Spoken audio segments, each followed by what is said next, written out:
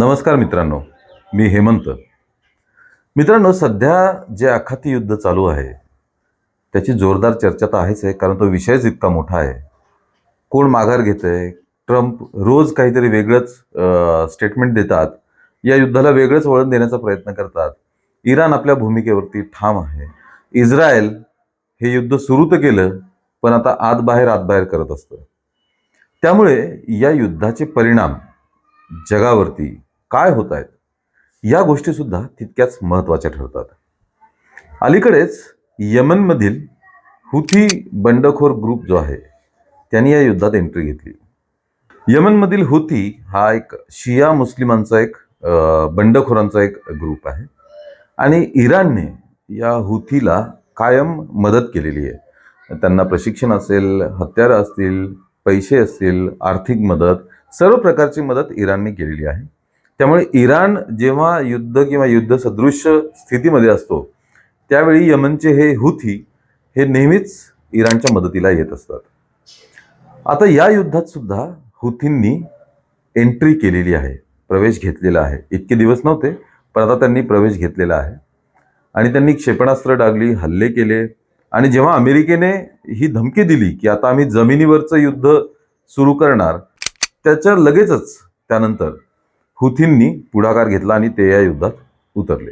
कारण हुथी असेल किंवा इराणची रेव्होल्युशनरी ग्रुप असेल, हे जमिनीवरच्या युद्धात जास्त एक्सपर्ट आहेत. आणि इराणची जी भौगोलिक स्थिती आहे, त्यांच्या दोन मोठ्या विशाल पर्वतरांगा ज्या आजपर्यंत या जगात मागच्या 500 वर्षात कोणीही पार करू शकलेलं नाही. इराकने सुद्धा 1980 मध्ये इराणवरती हल्ला करून जमिनीवरचं युद्ध लढण्याचा प्रयत्न केला, पण या पर्वतरांगांमुळे इराकला, सद्दाम हुसेनच्या इराकला आणि सद्दाम हुसेनच्या सैन्याला इराणमध्ये पाय सुद्धा ठेवता आला नाही. त्यांना डोंगराच्या पलीकडून, म्हणजे या पर्वतरांगेच्या पलीकडूनच परत जावं लागलं. इंचभर सुद्धा इराणची जमीन इराक हिरावून घेऊ शकला नाही. आता या हुथींनी हल्ला केल्यानंतर आणि युद्धात उतरल्यानंतर भारताचं काय नुकसान आहे? आधीच देशभरात एनर्जी क्रायसिस आपण बघतोय. काही दिवसांआधी पेट्रोल पंपांवरती रांगा किती लागल्या होत्या, गॅसचा तुटवडा, सीएनजीचा तुटवडा, सिलेंडरची मारामारी, हे सगळं आपण बघतोय. पेट्रोलची परिस्थिती तशी वाईट नव्हती, पण अफवा, सोशल मीडियावरच्या अफवा, त्याच्यामुळे थोडासा क्रायसिस पेट्रोलचा जाणवला. पण गॅसमध्ये टंचाई नक्कीच आहे, कारण व्यावसायिक सिलेंडर बंद केलंय, घरगुती गॅसची विंडो वाढवलेली आहे, बुकिंग केल्यानंतर सुद्धा गॅस मिळत नाही वगैरे वगैरे. ठीक आहे, तो वेगळा विषय आहे. पण ह्या हुथींची एंट्री झाल्यानंतर काय परिणाम होऊ शकतात आणि ते का होतात हे आपण बघूया.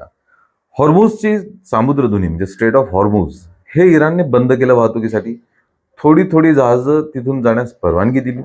भारताचे सुद्धा आतापर्यंत, म्हणजे सामुद्रधुनी बंद केल्यापासून ते आजपर्यंत 8 जहाजं हे त्या सामुद्रधुनीतनं येऊ शकलेले आहेत. भारताशी असलेल्या मैत्रीपूर्ण संबंधांच्या इतिहासामुळे ही परवानगी इराणी टाइम टू टाइम देत आहे, पण ते प्रत्येक जहाजासाठी सध्या आपल्याला परवानगी मागावी लागत आहे. बाकी चायना, रशिया यांच्या जहाजांचा सुरळीत प्रवास हॉर्मुझच्या सामुद्रधुनीतनं चालू आहे.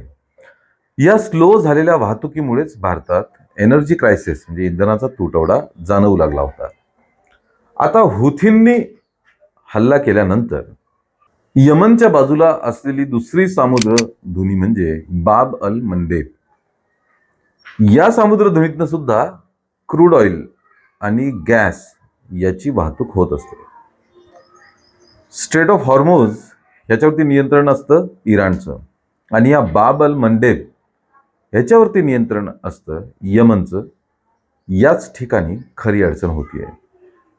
हुथींनी धमकी दिली आहे की जर अमेरिकेने आणि इस्रायलने यापुढे जास्त हल्ले केले तर आम्ही बाब अल मंडेब ही सामुद्रधुनी सुद्धा वाहतुकीसाठी बंद करून टाकू. म्हणजे सध्या भारतावरती असलेलं इंधनाचं क्रायसिस जे आहे ते दुप्पट होऊन जाईल, कारण या बाब अल मंडेबमधनं सुद्धा 12% क्रूड ऑइल आणि गॅस याची वाहतूक होत असते. त्यामुळे हुथींचं या युद्धात उतरणं हे भारतासाठी आणि संपूर्ण आशियासाठी जास्त महागाचं ठरू शकतं. कारण हॉर्मुझ आणि बाब अल मंडेब हे दोन्ही समुद्री मार्ग बंद झाल्यानंतर संपूर्ण आफ्रिकेला वळसा मारून गल्फ कंट्रीज म्हणजे आखाती देशांमधनं ही वाहतूक करावी लागेल. यामध्ये सध्या जितका वेळ एका जहाजाला आखातातून तेल घेऊन भारतापर्यंत येण्यासाठी लागतो, तो 12 ते 15 पटींनी तो वेळ वाढेल. जवळपास 10 पटींनी वाहतुकीचा खर्च वाढेल. आणि हॉर्मुझमधनं येणाऱ्या सर्व जहाजांवरती इराणने ही अट टाकलेली आहे की हा सगळा व्यवहार चीनचं जे चलन आहे, चीनची जी करन्सी आहे युआन, यामध्ये करायचं, जो की आधी डॉलर्समध्ये होत होता. भारताकडे डॉलर सफिशियंट असतात, कारण अमेरिकेसोबत आपण जो व्यवहार करतो, अमेरिकेकडनं जितकी आयात करतो आणि त्याच्या बदल्यात डॉलर द्यावे लागतात, त्यापेक्षा जास्त भारत हा अमेरिकेला निर्यात करतो आणि जास्तीचे डॉलर घेतो. म्हणजे आयातीत जाणाऱ्या डॉलर्सपेक्षा निर्यातीमुळे येणारे डॉलर्स हे आपल्याला अधिक आहे, त्यामुळे आपण डॉलरच्या बाबतीत सरप्लसमध्ये आहोत. पण चायना सोबत आपला व्यवहार ऑलमोस्ट बंद आहे. त्यामुळे चायनीज युआन हे भारताकडे नाही आहेत. त्यासाठी आता भारताला वेगळी मारामारी करावी लागणार. पण असो, इराण आत्तापर्यंत हा तेलाचा व्यवहार भारतासोबत रुपयांमध्ये करत होता. हे सगळ्यात महत्त्वाचं आहे मित्रांनो. डॉलर मागत नव्हता इराण कधीच. इराण जे तेल द्यायचा त्याच्या बदल्यात आपले रुपयेच घ्यायचा.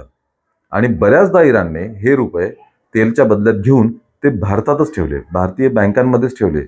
काही प्रायव्हेट बँका भारतातल्या या इराणमुळेच मोठ्या झालेल्या आहेत. तर असा सगळा आहे. हुती बंडखोरांच्या या युद्धातील प्रवेशामुळे भारताच्या अडचणी वाढू शकतात.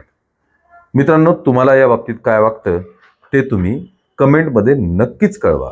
या व्हिडिओला लाईक आणि शेअर करा आणि आमच्या चॅनलला आत्ताच ताबडतोब सबस्क्राईब नक्की करा. धन्यवाद.